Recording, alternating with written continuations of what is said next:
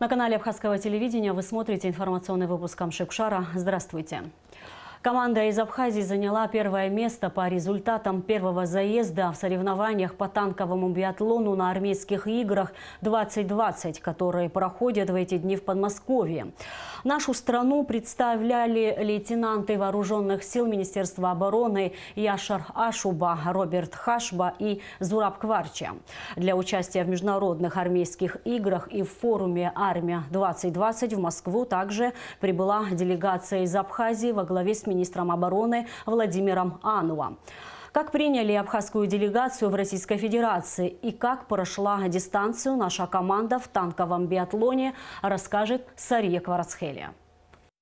Сотни этапов военно-технических соревнований по 30 видам армейского искусства, которые проходят в эти дни на территориях 5 государств – России, Азербайджана, Армении, Белоруссии, Узбекистана. В течение 13 дней профессионализм и волю к победе продемонстрируют тысячи лучших военных специалистов, более 160 команд из 32 стран. Абхазские военнослужащие под государственным флагом примут участие в 5 конкурсах – танковый биатлон, мастер-оружейник, полевая кухня, аварийный район, а также представят страну в фестивале национальных культур «Дружба без границ». На официальной церемонии открытия международных армейских игр присутствовала делегация Министерства обороны Республики Абхазия во главе с министром Владимиром Ануа. Конечно, впечатление огромное.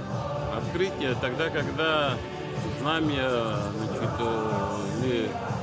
флаг республики идет во главе всего этого церемонии. Это Республика Абхазия. Для нас, конечно, это поднимает дух, поднимает настроение, и на завтрашний день оно дает, мир в какой-то степени. В рамках визита 23 августа также состоялась рабочая встреча глав оборонных ведомств Абхазии и России. Министр обороны Российской Федерации генерал армии Сергей Шойгу поприветствовал коллег, прибывших на форум «Армия-2020», пожелав нашей команде успешных выступлений. Наши отношения понятны, общеизвестны. Мы и партнеры, и соседи, и друзья. Исходя из этого и строим все остальное, всю дальнейшую работу. Надеюсь, что и сегодняшняя выставка, и армейские игры, на которых показывают свое мастерство лучшие военнослужащие, принесут существенную пользу в обеспечении безопасности в регионе. Добро пожаловать. В свою очередь, министр обороны Абхазии генерал-полковник Владимир Ануа отметил значимость участия абхазских военнослужащих в армейских международных играх. Владимир Ануа также вручил Сергею Шойгу орден мужества Абхазии, которым министр обороны России награжден указом президента Аслана Бжания за личное мужество, проявленное в ходе операции по спасению жителей блокадного города Тхуарчал в период Отечественной войны народа Абхазии 1992-1993 годов. Наградить Шойгу Сергея Кужугетовича орденом мужества. Президент Аслан Георгиевич Бжания.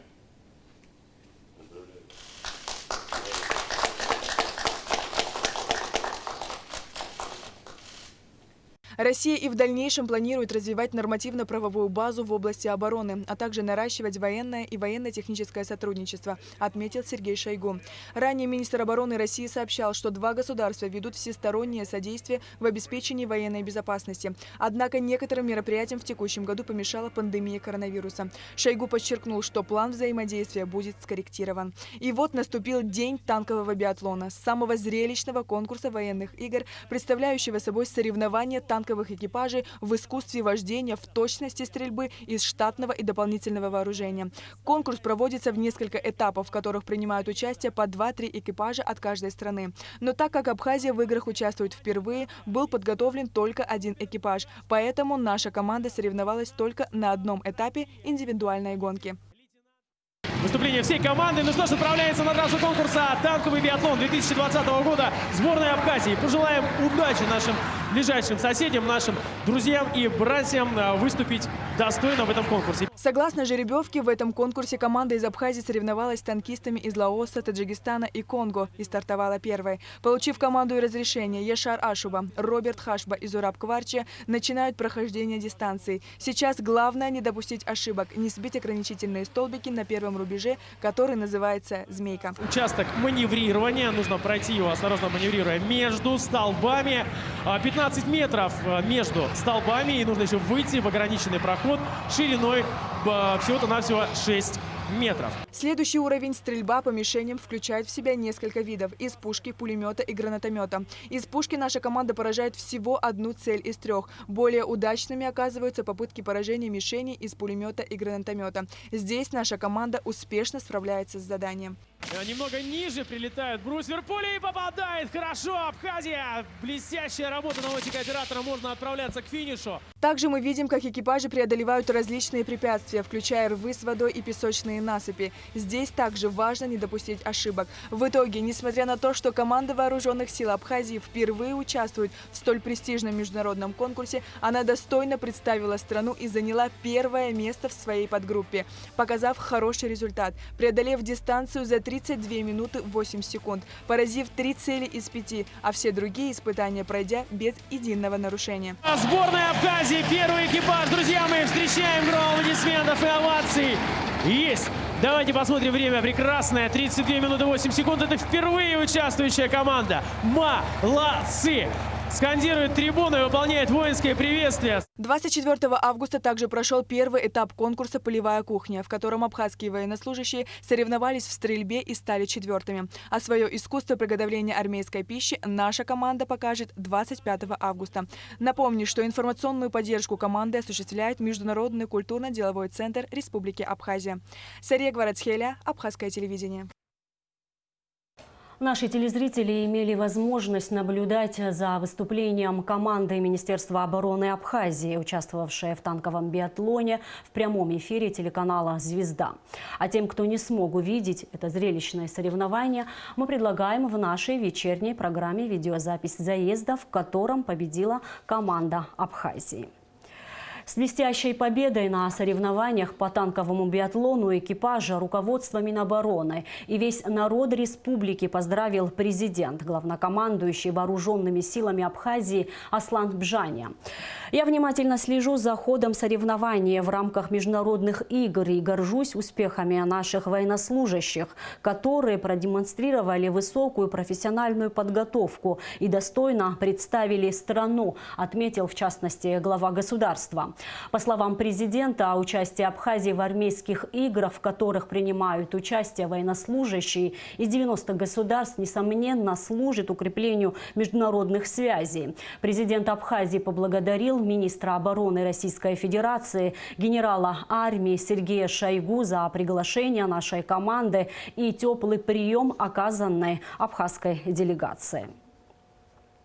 В рамках участия абхазской делегации в международных армейских играх 2020 министр обороны Абхазии Владимир Анов, а также встретился с министрами обороны Южной Осетии Ибрагимом Гасеевым, Ирана Амиром Хатани и Центральной Африканской Республики Мари Ноэль Кояра. В ходе встреч стороны обменялись памятными подарками. За прошедшие сутки тестирование на коронавирусную инфекцию проведено у 79 граждан. Диагноз COVID-19 подтвержден у 5 из них. На данный момент в Гудаутской центральной районной больнице находится 15 госпитализированных пациентов. Из них 14 подтвержденных на коронавирусную инфекцию. Амбулаторно выздоровевших из самоизоляции 9 человек. Общее число выявленных заболевших коронавирусом в Абхазии на сегодняшний день составляет 247 человек. Из них 101 выздоровели. Конституционный суд Абхазии одобрил увеличение возрастного ценза для депутатов Народного собрания. Об этом сообщается на сайте суда. Ранее депутаты парламента направили в суд запрос о соответствии проекта закона о поправках Конституции Республики Абхазия, о возрастном цензе депутатов требованиям Конституции. Народные избранники мотивировали свой запрос тем, что установленный действующим законодательством возрастной ценз в 25 лет для кандидатов в депутаты, избираемых в главный законодательный орган страны и призванных заниматься законотворческой деятельностью, недостаточен. Согласно поправке, возрастной ценз для депутатов Народного собрания может быть увеличен до 30 лет, не нарушая Конституции и пассивного избирательного права граждан. Вечером 24 августа министр просвещения и языковой политики Инал Габля подписал приказ об отмене изданного 19 августа приказа о запрете поступления в первый класс детей абхазской национальности в неабхазские школы. Ранее премьер-министр Абхазии Александр Ангваб заявил, что приказ министра просвещения и языковой политики Инала Габля о запрете поступления в первый класс детей абхазской национальности в неабхазские школы противоречит конституционным правам граждан Республики Абхазия. Родители вправе самостоятельно определять, в какую школу будут ходить их дети. Единственным ограничением может быть только отсутствие учебного места. Никакие иные условия не могут влиять на выбор образовательного учреждения, в том числе и по прописке, отметил в частности глава правительства. Александр Ангваб также высказался против введения возрастных ограничений педагогов, которые в Минпросвещения предложили ввести в школах согласно предписаниям СЭС. Государство заинтересовано в их опыте и в том, чтобы они продолжали преподавательскую и воспитательную работу в школах, считает Александр Ангваб. Мы испытываем проблемы с комплектацией педагогов в школах, особенно в сельских. В таких условиях вводить возрастные ограничения никто не будет, заявил премьер-министр. На набережной Махаджира у входа в Абхазский драматический театр состоялась выставка молодой художницы Леры Кетия. Студентка МГУ представила в суд зрителей 20 интерьерных картин. По словам Леры, ее самые большие увлечения – это живопись и дизайн. Соединив все это воедино, сегодня художница воплотила в жизнь свою мечту и показала картины широкой аудитории. Выставка была организована при поддержке столичного департамента по делам молодежи и спорту. Все мои работы написаны в разных стилях, но в основном это современное искусство. Все мои работы очень абстрактные. Я вообще считаю, что анатомичность не главное в живописи, это мое мнение, потому что мне кажется, главное то, как вы чувствуете, как вы это видите, и как вы хотите это передать с помощью определенных штрихов, мазков. И я надеюсь, что каждому, кто сегодня присутствовал на моей выставке, придутся по душе мои работы, и каждый найдет для себя что-то свое и получит удовольствие. Я с детства занимаюсь живописью, я с детства рисую, я ходила в художественную школу Айнар. И вообще я люблю действительно рисовать, писать картины с детства. Именно поэтому я решила связать свою жизнь с этим. Я хочу поблагодарить Департамент по делам молодежи и спорта за то, что они помогли мне воплотить мою мечту. Прошедшие выходные были богатыми на спортивные события. В Очимчире 23 августа прошел ежегодный республиканский турнир по волейболу среди мужских команд, посвященный Дню признания независимости Республики Абхазия. В нем приняли участие 7 команд из Сухума, Очимчиры, Пицунды, Очандары и Чулу. Победителем турнира 4-й раз подряд стала команда Очандары. Второе место заняла команда Сухум-1, а третье – волейболисты Пицунды. Лучшими игроками турнира были признаны Аслан Кабба, Осман Чамагуа, Тимур Исмаилов, Иван Моисеенко. Команды, занявшие призовые места, были награждены кубками, медалями и грамотами. Этот турнир у нас традиционный. Каждый год проводим, как признали, да, независимость нашей республики Абхазия. Более уже 10 лет. посвященный, как вы знаете, Дню признания независимости Республики Абхазия. На сегодняшний день принимают 7 команд, но из-за пандемии, из-за вируса, да, что сегодня такая происходит в мире, у нас идет сегодня турнир все команды с Абхазии.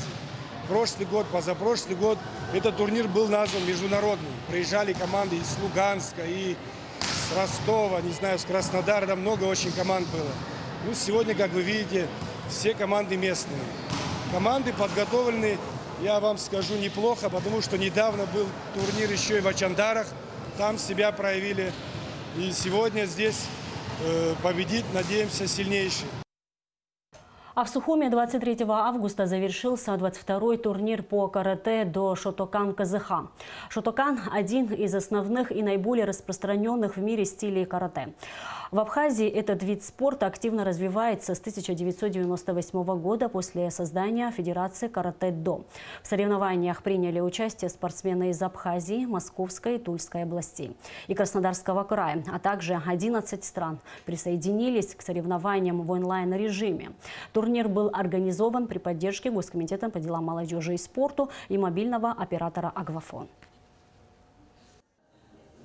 Помимо Абхазии и России у нас участвуют и Пакистан, и Индия, и Эквадор, и Венесуэла, и Мексика. И сегодня мы впервые проводим такой вот шаг, когда не только мы проводим мероприятия в 2 режимах – личный и дистанционный, потому что многие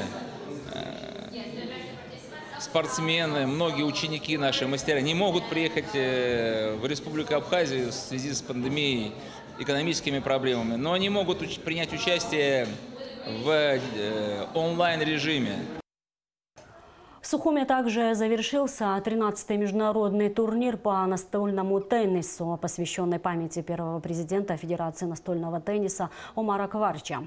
В соревнованиях приняли участие около 150 спортсменов из городов и районов республики, а также спортсмены из России. Турнир был организован Федерацией настольного тенниса при поддержке Госкомитета по делам молодежи и спорту. А 28 августа на кортах спортивного клуба АПА мастер спорта Российской Федерации по теннису Ален Авицба проведет мастер-класс для юных теннисистов Абхазии. Наш соотечественник Ален Авицба – чемпион мира, многократный чемпион Европы и различных международных турниров, чемпион России, игрок национальной сборной команды Российской Федерации. Начало мастер-класса в 17 часов. А сейчас о погоде. По сообщению Гидрометцентра, в Абхазии ожидается переменная облачность без осадков. Температура воздуха ночью плюс 17-22, днем плюс 26-31, температура морской воды плюс 26 градусов.